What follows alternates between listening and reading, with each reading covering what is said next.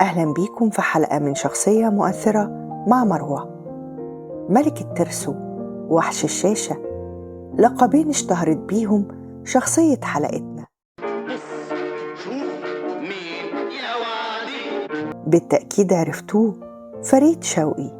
اتولد في حي السيدة زينب، وحصل على الابتدائية من مدرسة الناصرية، ودرس في مدرسة الفنون التطبيقية. والده هو الأستاذ محمد عبده شوقي، كان مفتش في مصلحة الأملاك الأميرية في وزارة المالية. فريد شوقي ممثل وكاتب سيناريو وحوار ومنتج مصري. مسيرته الفنية امتدت ل50 عام، أنتج وكتب سيناريوهات أكتر من 400 فيلم. امتدت شهرته للعالم العربي كله وتركيا. اسمه بين المخرجين فريد بيه. عمل مع أكتر من 90 مخرج ومنتج. تنوعت أدواره بين الشر والكوميدي والرومانسي.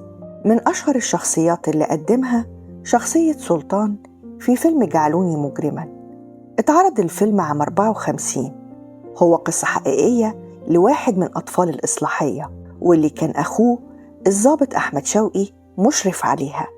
أنا قلت بس خبرك إيه؟ خبرك اسود. الله، ده أنت قبيح قوي. ما تنطق. عايز إيه؟ عايز فلوسي. فلوسك؟ أو ده لا هو بنك ولا هو بوسطة، ده مستوقد يا تغف. ولا مستوقد. أمال إيه؟ كلية. من أهم أعماله إعدام ميت، ورصيف رقم 5، وكلمة شرف، وباب الحديد، وبر الوالدين، وغيرها من علامات السينما. وأنتج النمرود، وبورسعيد، وموظفين على الأرض، ورصيف رقم 5.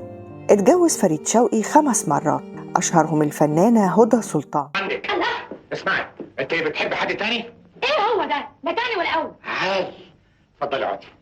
اتفضلي. ثم انا مش شغلك. واستمر زواجهم 15 عام. وقبل وفاة فريد شوقي بحوالي شهر أعلن التلفزيون المصري وفاته في 17 يونيو عام 98، وكان الخبر غير صحيح. واعتذر التلفزيون عن الخطأ، وبسبب الخطأ أقيلت رئيسة القناة الأولى في الوقت ده ملك إسماعيل.